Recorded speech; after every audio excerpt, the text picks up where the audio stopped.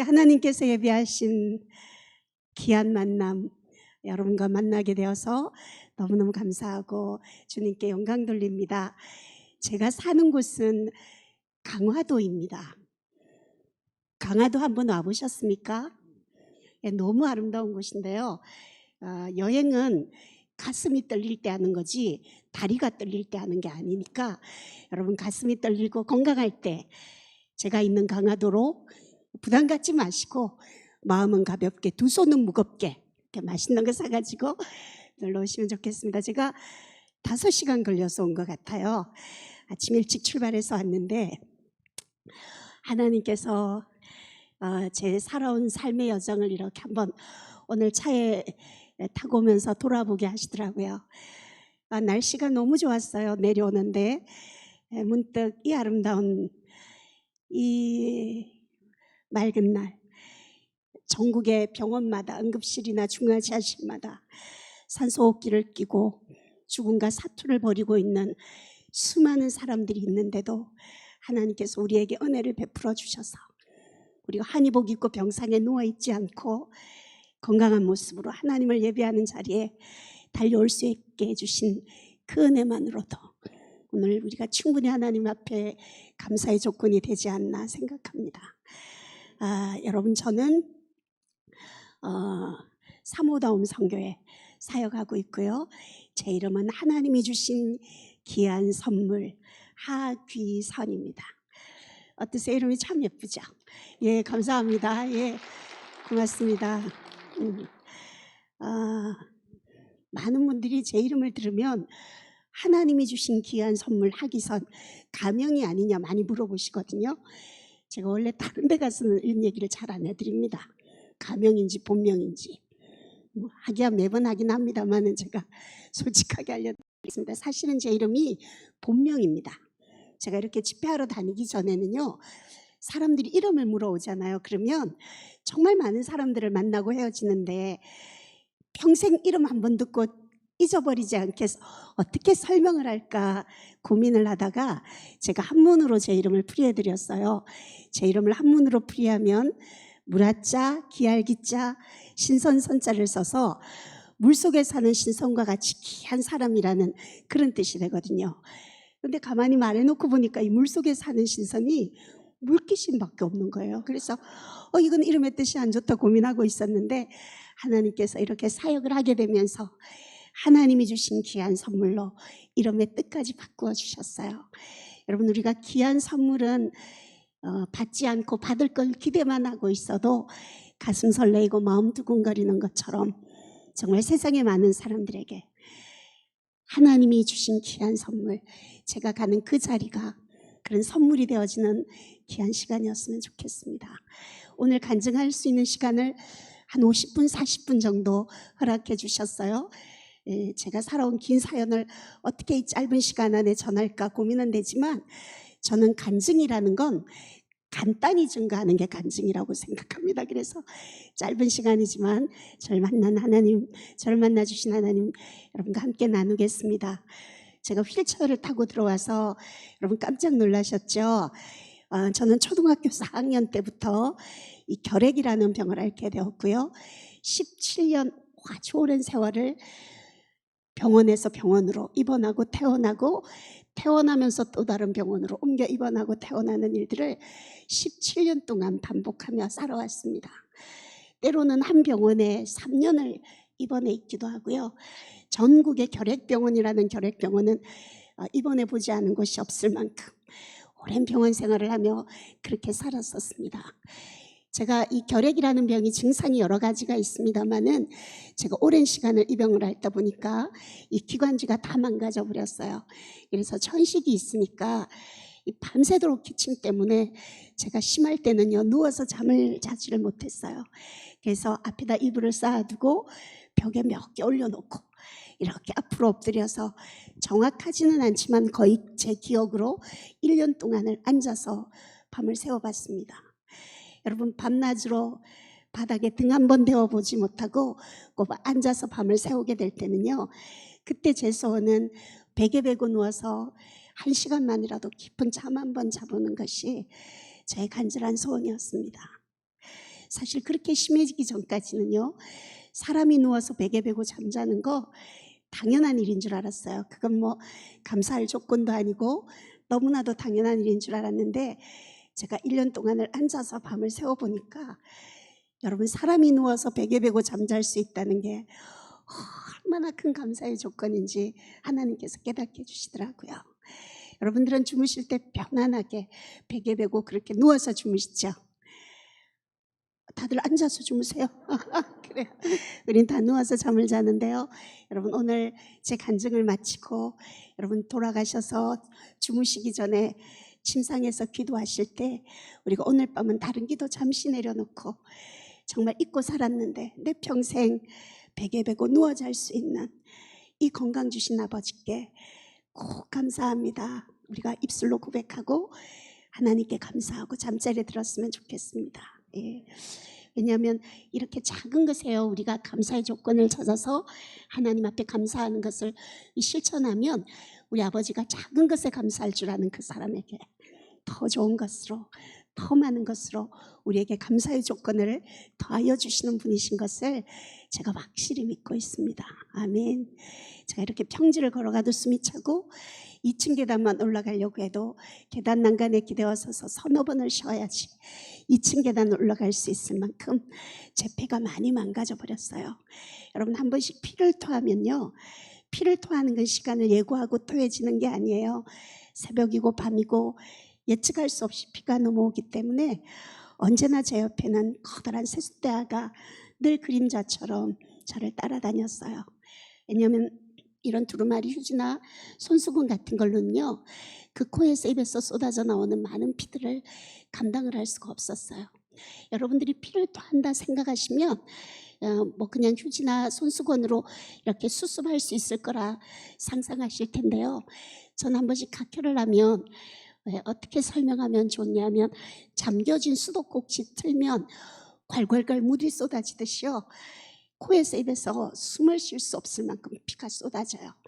그러면 여러분, 숨을 쉬려고 하면 그 넘어오는 피를 꿀꺽 삼켜야 되거든요. 그러면 이 피는 삼키는 동시에 응고가 돼버려요. 그래서 기도를 막는데 크게 기침을 해서 이 핏덩이를 뱉어내야 또 숨을 쉴 수가 있는데, 피를 토하다가 돌아가시는 분 대부분이 그 뱉어낼 힘이 없어서, 기운이 없어서 기도가 막혀서 죽게 되거든요. 근데 본능적으로 살려고 하면 그 핏덩이들을 다 끌어내면서 그렇게 생활을 하고 그렇게 했었어요. 그렇게 지내던 제가 어느 날, 저는 초등학교 4학년부터 이 병을 알았는데, 제가 학교를 다닌 경우는 제가 중학교까지, 제가 최종 학력이 중학교인데요, 중학교를 5년인가 6년 만에 졸업했어요. 그리고는 고등학교는 들어가 입학도 못 해봤죠. 물론 나중에 검정고시로 고등학교 과정을 다 공부는 했습니다만은, 그러다 보니까 전 학교를 정상적으로 친구들하고 다니지를 못했어요. 늘 병원에 입원하고 있었는데, 한 번은 너무 많이 피를 토해가지고요, 119 구급차에 실려서 대학병원 응급실에 실려갔어요. 그곳에 갔는데 제가 그때 몸무게가 30kg도 나가지 않는 정말 뼈밖에 없는 해골 같은 몸을 가지고 병원에 입원했는데, 제가 그때 너무 많이 피를 토해가지고 몸에 피가 모자라가지고요, 다른 사람의 피를 수혈받느라고 커다란 수혈 바늘을 꼽고 산소를 꽂고 대소변을 받아내면서 그렇게 중환자실에 입원해 있었어요. 그때 의사 선생님께서 저의 부모님, 어머니에게 더 이상 치료할 가망이 없다고 죽음을 준비하라, 그렇게 말씀을 하셨어요.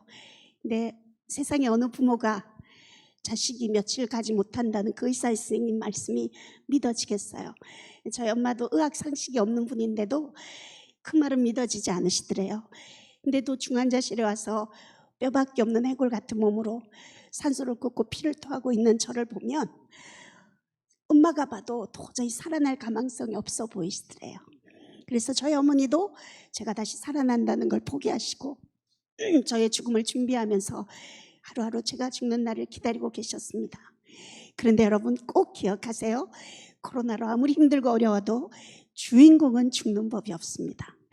사람의 생명은 우리 하나님 손에 있습니다. 하나님이 조금씩 그런 저를 회복시켜 주셔서 제가 휠체어 타고 화장실 길 정도는 다닐 수 있을 만큼 회복이 되어졌어요.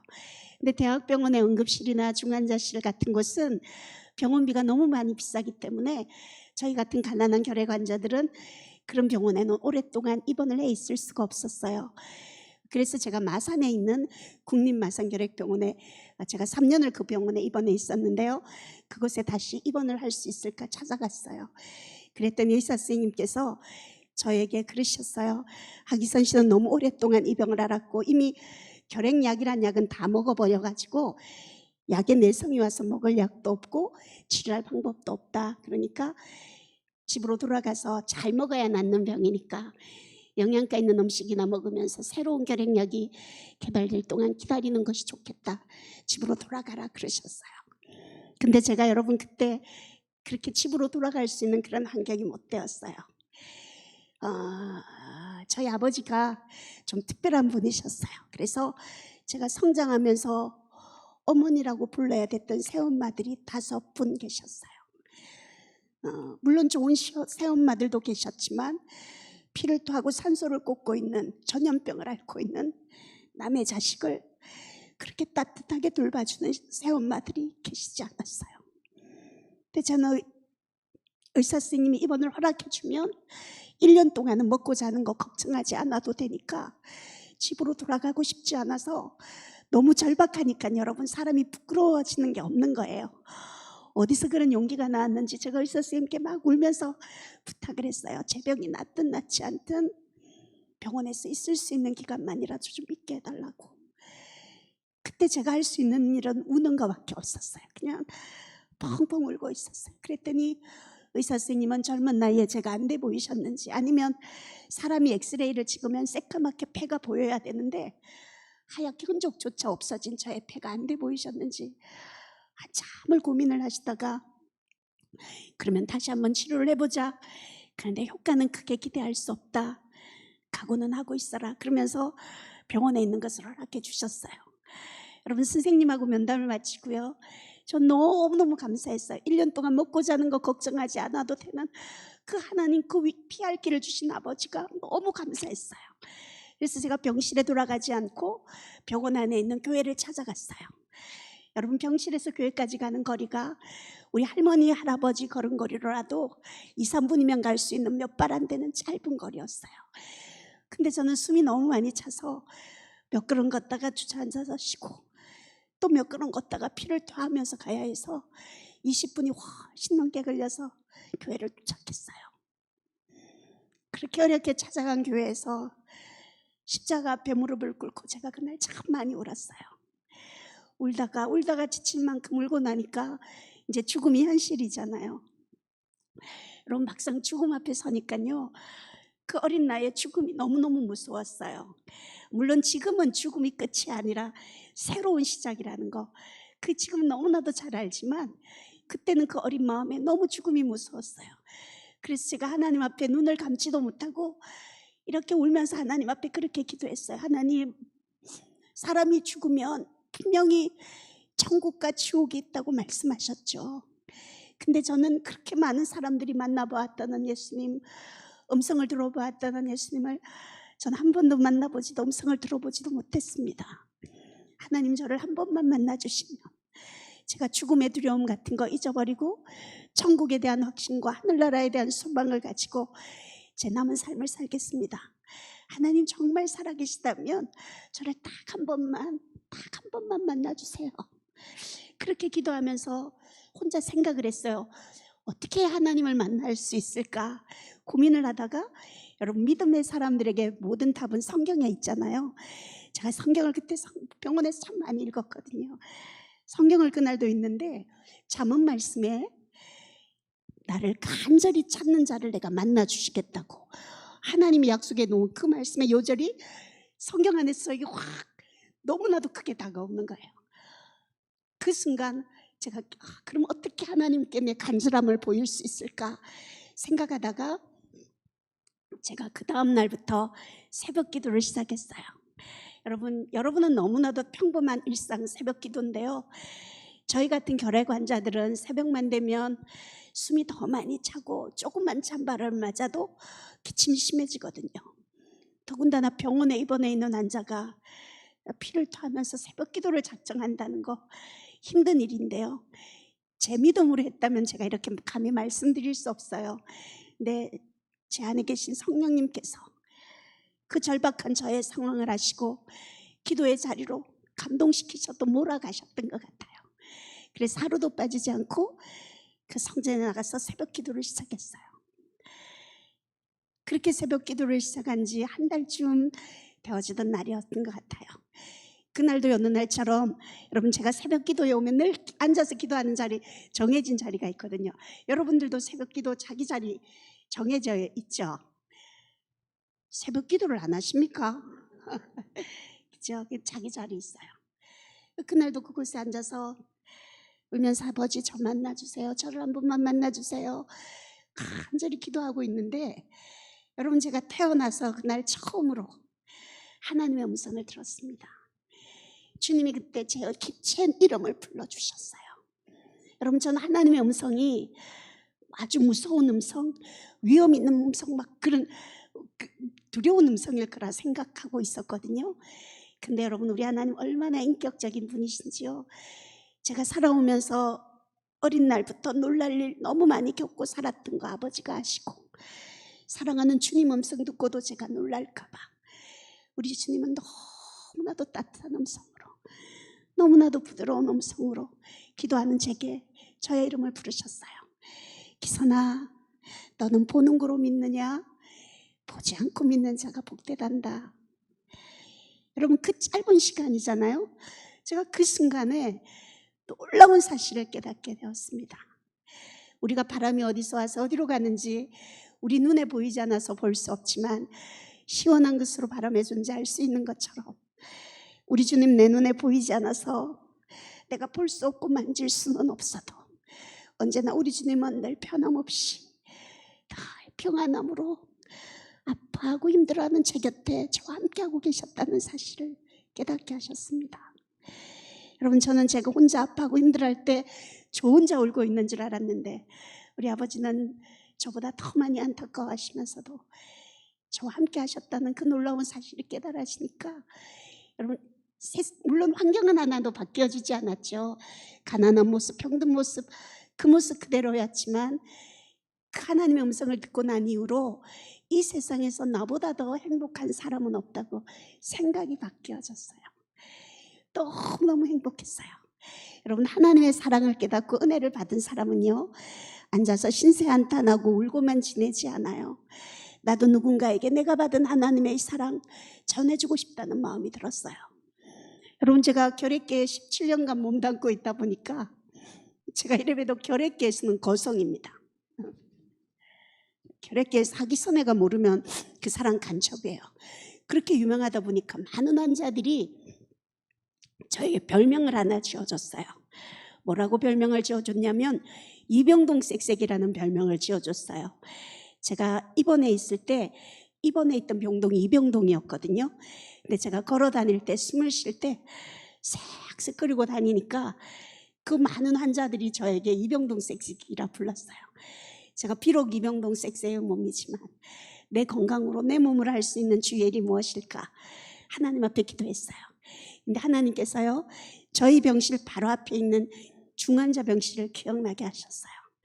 그래서 제가 그 중환자 병실에 가서요, 산소를 먹고 있는 환자들 산소도 조절해드리고, 여러분, 제가 의료계에 몸담지는 않았지만 환자로 하도 오랫동안 병원에 있다 보니까, 그리고 산소 호흡기는 제가 워낙 많이 먹어봤기 때문에 산소 조절하는 건 제가 간호사들보다 더 잘하거든요.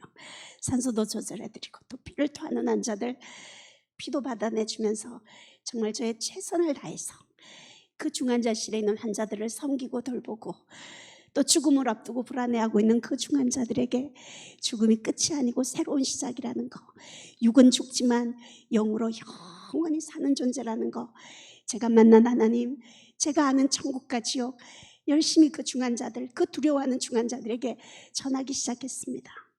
그런데 여러분, 우리 아버지 얼마나 멋진 분이신지요. 화장실 길도 겨우 가는 그 쌕쌕거리는 몸으로 중환자 병실 봉사를 오래 하지 않아서 그 다음 달 검사를 하는데요, 어떤 약을 먹고 어떤 주사를 맞고도 치료되지 않았던 17년 동안이나 저를 괴롭혀왔던 혈액균들이 그달 검사 결과 무줄이 떨어지는 놀라운 기적을 체험하게 하셨습니다. 여러분, 지금 저는 이 왼쪽 폐는 하나도 없습니다. 이게 수술을 해서 없어진 게 아니라 17년 동안 알아오면서 혈액균들이 다 갉아먹어버려서 다 녹아내려서 왼쪽 폐는 하나도 없어요. 그래서 받쳐주는 폐가 없기 때문에 제가 이렇게 서 있을 때나 걸어 다닐 때 왼쪽 어깨가 언제나 기우뚱해져 있어요. 그리고 그나마 있는 오른쪽 폐도 여러분들은 상엽, 중엽, 하엽 이렇게 오른쪽에는 세 엽의 폐가 있어요. 근데 저는 상엽, 중엽은 하나도 없어요. 밑에 하엽만, 그것도 거의 폐 기능을 상실한 늑막염까지 동반된 아주 작은 폐를 가지고 지금도 생활하고 있습니다. 결핵이라는 병이요, 다 나았다고 해서 금방 호흡이 정상적으로 돌아오는 것이 아니라 이미 없어진 만큼의 폐활량을 못하기 때문에 제가 지금 앉게 된 지가 아주 오랜 시간이 지났지만 지금도 평지를 걸어가도 숨이 차고 2층 계단으로 오르려면 몇 번을 쉬어야 합니다.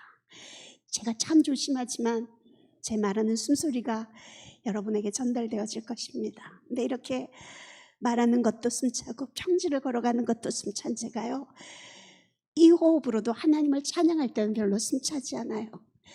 이제는 더 심한 것이 생기지 않도록 다시는 죄를 범치 말라 당부하셨던 아버지의 당부의 말씀을 제가 늘 기억하면서, 저는 저를 살려주신 하나님께서 행여라도 제 생명 연장시켜 주신 거 후회하시지 않도록 저의 남은 삶을 아름답게 주님 사랑하며 주의 일하며 그렇게 의미 있고 아름다운 삶으로 살아드리고 싶습니다. 여러분, 몇 년 전부터 저희 같은 결핵 환자들에게도 장애인증을 주도록 법이 바뀌어졌어요. 그래서 제가 마산결핵병원에 장애 진단을 받으러 갔더니 의사 선생님이 그러셨어요. 자기들이 배운 의학으로는 제가 설명이 안 되는 환자래요. 왜냐하면 엑스레이 상으로 보면 지금 이런 폐 상태를 갖고 있다면 중환자실에 산소 꽂고 있어도 숨차야 될 환자인데 어떻게 서울에서 여기까지 장애 진단을 받으러 왔느냐고 놀라워하셨어요. 그러면서 하기선 씨는 치료 대상이 아니라 연구 대상이다 그러셨어요. 근데 장애 진단을 받으려면 여러 가지 까다로운 검사들을 많이 해야 되거든요. 검사를 다 해놓고 오후에 결과가 나왔다고 해서 의사실에 찾아갔더니 선생님이 자료를 보면서 그러세요. 하기선 씨는 까다로운 그 보건복지부 규정대로 한다고 해도 저는 1급 장애를 받을 수 있는 사람이래요. 근데 어떻게 설명할 수는 없지만 이 작은 폐활량을 가지고도 이렇게 일반 상태가 건강하게 지내고 있으니까 1, 2급 별 차이 없으니까 2급 정도면 무난하겠다고 제게 2급 장애를 주셨어요. 여러분 자기 등급에 대해서 잘 모르셔서 그러시는데 여러분 2급은요 1급 다음에 2급이에요. 중증 장애, 항상 보호자가 따라다녀야 되는 중증 장애인데 제가 2급 장애인입니다 말씀드리기 전까지 여러분 이렇게 예쁜 장애인 보신 적 있으세요? 여러분들이 저 사람이 정신장애도 있나 막 이렇게 생각하시는 것 같은데, 근데 여러분 지금 여러분 앉아있는 모습이요 마스크까지 쓴 데다가 완전 심사위원처럼 앉아 계시니까 억수로 무섭습니다. 저도 하나님을 아버지라 부르고 여러분도 하나님을 아버지라 부르고 우리가 하나님을 아버지로 둔 자녀들인데 그렇게 무섭게 보지 말고 좀 웃어주시고 고개도 까뜩여주고 그러시면 제가 너무너무 위로가 되겠습니다. 근데 이렇게 가쁜 호흡을 가진 저도 하나님이 좋은 신랑을 주셔가지고요 제가 이래도 시집도 갔어요. 저희 남편이 목사님이신데요 정말 착하십니다. 진짜 착합니다. 착하기만 합니다. 죽겠습니다 정말.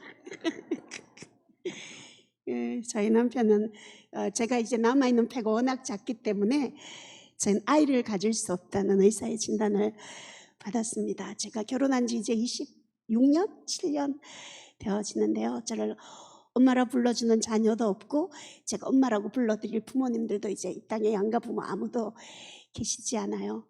근데 제가 이렇게 몸이 자주 아파서 1년에 한 서너 번은 꼭 병원에 입원해가지고 몇 달씩 있다가 퇴원을 하곤 했거든요. 몇 년 전에 제가 아주 많이 아팠습니다. 그래서 의사 선생님께서 저에게 폐활량 검사를 했더니 이제 남아있는 폐활량이 제가 15%밖에 되지 않는데요. 여러분이 어떻게 이해하면 좋냐면, 여러분 핸드폰 다 갖고 계시죠? 핸드폰 끝까지 충전하면 100%잖아요. 근데 저는 15% 남아있는 핸드폰을 갖고 있고 여러분들은 100% 충전된 걸 갖고 있다 이해하시면 돼요. 그러니까 이제 15%밖에 폐활량이 없으니까 병원에 입원해 있을 때만 산소를 껴야 되는 게 아니라 이제 집안에 산소기를 설치해 놓고 산소호흡기를 끼고 생활을 해야 된다는 거예요. 그러면서 집에 산소호흡기를 설치를 해놓고 의사 선생님께서 우리나라의 연세대학교 세브란스 병원에 폐이식의 최고의 권위자들이 있다고 혹시 폐이식이 될 수 있는지 진단서를 꺼내주셨어요. 여러분 폐이식을 하면 이 산소 꽂고 에크모라는 기계를 꽂고도 누워있던 중환자실에 누워있는 환자가 폐이식을 하고 4개월 후에 등산을 다닐 수 있을 만큼 폐이식은 너무나도 폐결핵 저희 같은 환자들에게 완전 꿈의 이식 수술인 거죠. 그래서 제가 여기저기 이식한 사람들 전화 통화도 해보고 알아도 보고 얼마나 기대가 되었는지 몰라요. 그래서 이제 세브란스 야약된 날 찾아갔더니 의사 선생님이 저희 CT를 다 보시고는 그러시는 거예요.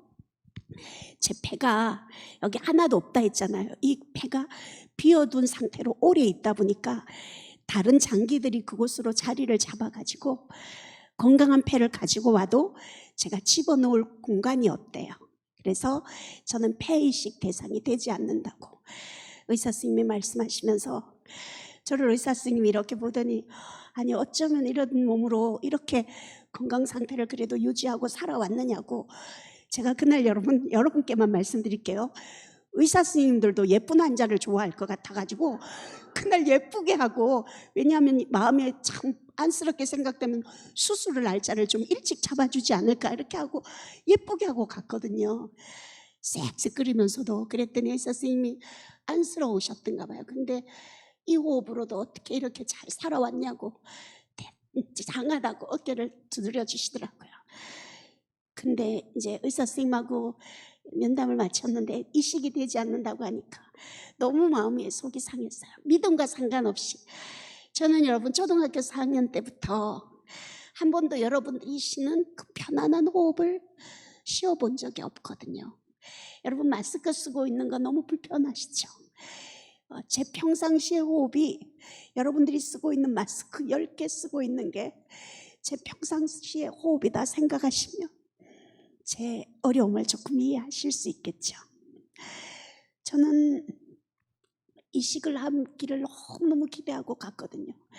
근데 이식이 안 된다고 하니까 의사실에 나와서 혼자 많이 울었어요. 울고는 있다가 저는 오래 울지는 않았습니다. 근데 좀 울다가 그런다고 상황이 바뀌어지는 것도 아니고 내가 어떤 마음으로 내가 내 감정을 처리하느냐에 따라서 제 삶이 달라진다는 거 아니까 얼른 툴툴 털고 하나님 감사합니다 그러면서 제가 하나님 앞에 그랬어요. 아버지가 제 몸은 제 생명은 의술에 맡기지 않고 하늘이 돌보는 목숨이다. 나는 하나님이 내 생명 돌보실 것이죠. 그렇게 믿으면서 제가 훌훌 털고 돌아왔습니다. 여러분 제가 오늘 여러분께 와서 간증을 하러 와서 여러분 제가 그때 연대 세브란스에 가서 폐이식을 해서 지금은 그렇게 가빴던 호흡이 이제는 이렇게 건강하게 달려도 산을 올라도 힘들지 않은 이렇게 행복한 호흡으로 하나님이 저를 고쳐주셨어요. 여러분에게 간증할 수 있었다면 얼마나 좋았겠습니까? 근데 그렇게 생각해 봤어요. 꼭 하나님이 폐이식을 시켜줘서 건강해졌기 때문에 하나님 앞에 영광이 되는 건 아닐 거라는 생각이 들었어요. 이렇게 가쁜 호흡을 가지고도 제가 하나님을 원망하지 않고 감사하면서 이렇게 살아간다면 하나님 앞에 그것이 오히려 영광 돌리는 삶이 되지 않나 생각했습니다. 오늘 이 자리에 하나님 사랑하는 마음으로 오후 예배 참석하신 우리 사랑하는 여러분들도 각자만이 아는, 여러분만 아는 여러분의 숨을 헉헉거리게 만드는 15%의 문제들이 다 있다고 생각합니다. 그게 경제적인 문제든 관계의 문제든 육신의 아픔의 문제든 다 하나씩 가지고 있다고 생각해요. 그러면서 얼마나 여러분 기도하시겠어요? 하나님 이거 해결해 주면 하나님 더 열심히 섬기고 잘 살겠습니다. 우리가 그렇게 기도하는 것이 아니라 그 고난을 묵묵히 이겨내면서 그 고난과 함께 주님 원망하지 않고 그래도 감사하면서 묵묵히 그렇게 잘 살아간다면 하나님 앞에와 우리 믿음의 형제자매들에게 오히려 그게 더 큰 하나님 앞에 영광 돌리는 인생이 아닐까 생각해 봅니다. 우리 그렇게 살았으면 좋겠습니다. 제가 병원에 2년 전에 입원해 있다가 너무 하루에 너무 많이 몸이 상했다 보니까 하루에 항생제, 고단위 항생제를 하루에 7병을 맞았어요. 그리고 숨이 차니까 잠을 못 자가지고요. 수면제 3알, 수면요소제 1알, 신경안정제 1알 5개를 먹어야 한두 시간 잠깐 조는 거예요. 그렇게 병원 생활을 4개월을 했어요. 물론 대소변도 다 받아내고 화장실 길도 가지 못하고 산소호흡기에 연명해서 저를 돌봐줄 자녀가 없으니까 그때는 간병인들의 도움을 받으면서 그렇게 죽음 앞에 있었어요. 근데 의사 선생님이 더 이상 항생제로 치료할 항생제가 없으니까 퇴원을 하라고 그러시더라고요. 그래서 휴대용 산소기를 끌고 4개월 동안 치료했는데도 결국은 아무런 더 상태가 나빠져서 집으로 돌아왔어요.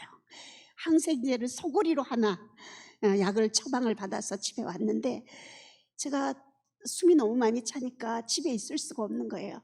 그때가 추석 명절이었는데 추석이 지나면 이제 다시 병원에 입원을 하러 가야 되는 그런 상황이었어요. 근데 죽어도 입원을 하러 가고 싶지가 않은 거예요. 그래서 제가 하나님 앞에 기도하고 항생제도 수면제도 하나도 가지지 않고 산소호흡기만 들고 제가 21일 금식을 작정하고 기도원으로 들어갔습니다. 그때는 제가 살겠다는 마음으로 기도원에 가지 않았어요. 하나님이 내 생명을, 제가 죽음이 두렵지는 않습니다, 여러분. 근데 잘 못 죽을까 봐 오래도록 병상에 누워서 저도 힘들지만 주위의 사람들까지 힘들게 하면 어떡하지, 그 걱정이 너무너무 죄송했어요. 그래서 하나님 앞에 금식하며 나아가야겠다 생각하고 금식하러 갔는데 금식 16일 만에 16일째 되는 날 하나님이 저를 만나주셨고요. 그때 산소호흡기를 떼게 하셨고 지금까지 이렇게 건강하게 이 가뿐호흡으로도 살게 해주셨습니다. 집에서 생활을 하는데 얼마 전에 저 코로나 걸려가지고요, 음압병실에 죽음 앞에 가 있었습니다. 그때 음압병실에 죽음 앞에 있는데 그때는 아무도 제가 살아서 중환자실에 나올 거라고는 생각지 않았어요. 근데 하나님이 저에게 그 음압병실에서 물어보셨어요. 저렇게 많은 환자들이 나를 살려달라고 하는데 왜 하필 너를 살려줘야 되느냐, 그 이유를 물으시는 거예요. 근데 아까도 말씀드렸지만 여러분, 제가 자식이 있어서 하나님 내 새끼 결혼하는 것까지만 보게 해주세요, 그럴 수 있는 자식도 저는 없어요. 그렇다고 하나님 제 남편 목사님을 너무 사랑해가지고 뭐 사랑 안 하는 건 아니지만 제가 여러분 잘해주고 잘못해주고를 떠나서 아픈 아내를 26년 같이 생활한다는 건, 저희 목사님 정말 좋은 사람이잖아요. 근데 그 사람이 늘 저 때문에 마음 졸이고 사는 걸 알기 때문에 제가 오늘 자유롭게, 제가 천국 가면 이 사람을 좀 자유롭게 해줄 수 있을 것 같은 거예요. 그래서 남편에 대한 미련도 하나도 없었어요. 근데 하나님이 너를 왜 살려줘야 되느냐 물으셨을 때 제가 살아야 되는 이유가 딱 하나 있었어요. 저는 30년 전부터 작은 개척교회 사모님들을 섬기는 사역을 지금까지 했거든요. 그 사모님들을 섬기는 일은 제가 잘할 수 있겠다는 생각이 드는 거예요. 여러분, 사모님들, 교회 사모님들의 삶이요, 어떻게 비유하면 좋을까 생각해 봤는데 물에 젖은 옷을 입고 살아가는 사람들 같아요. 여러분, 물에 젖은 옷을 입고 있는 사람이 좋은 자리에 가도 그게 불편하지 행복하겠습니까? 정말 목회의 무게 위에 가난의 짐까지 안고 살아가는 작은 개척교회 사모님들을 위해서 제가 할 수 있는 일은, 제가 지금 강화도에 사모 쉼터를 운영하고 있거든요.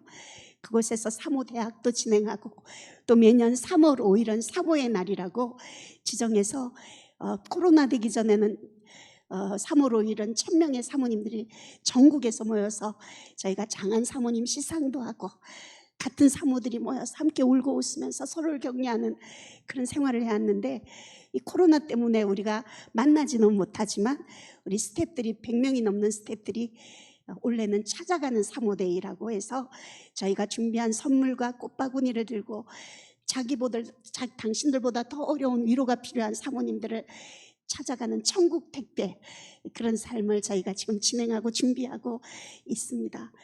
이번에 특별히 이제 얼마 있지 않으면 3월 5일이 될 텐데요. 저는 여러분들이 3월 5일 날 물론 사모님들, 우리 담임 목사님, 사모님, 전도사 목사님, 사모님 많이 계실 거예요. 전도사님, 사모님. 그리고 여러분 고향 교회를 지키고 있는 시골에 계시는 사모님들, 여러분들이 관계되고 있는 작은 개척교회 사모님들 기억나신다면 3월 5일 날 따뜻한 문자라도 여러분 사랑한다고, 사모님 고맙다고 인사해 줄 수 있는 넉넉한 마음이 우리에게 있었으면 좋겠습니다. 하나님을 믿는 사람들이요, 너무 차가우면 싫을 것 같아요. 여러분, 사람도 온기가 있으면 사람이 모여드는 것처럼 여러분들이 따뜻한 마음으로 여러분 주위에 많은 사람들이 여러분 곁에 다가올 수 있도록 그 곁을 좀 내어주시면 좋겠고요. 제가 죽음 앞에서 제가 살아야 되는 이유를 발견하고 돌아왔습니다. 여러분, 제가 살아야 될 이유가 없다면 제가 이 몸으로 앞으로 10년을 더 살고 20년을 더 산들 그게 무슨 의미가 있겠습니까? 단 하루를 살아도 내가 하나님의 사람으로 내 사명을 찾아서 꿋꿋이 살아간다면 제 삶을 통해서 하나님이 영광 받으시지 않나 생각합니다. 저는 오늘 특별히 마르다, 우리 여성교회 몇 살부터 마르다 하시죠? 50에서 64인가요? 그렇군요. 그럼 제가 이제 곧 60이니까 저하고 비슷한 마르다 그러네요. 네. 그래서 더 정이 갔나요? 네. 아마 우리 마르다 여러분들도 여러분들의 살아야 될 사명을 발견하셨으면 좋겠습니다.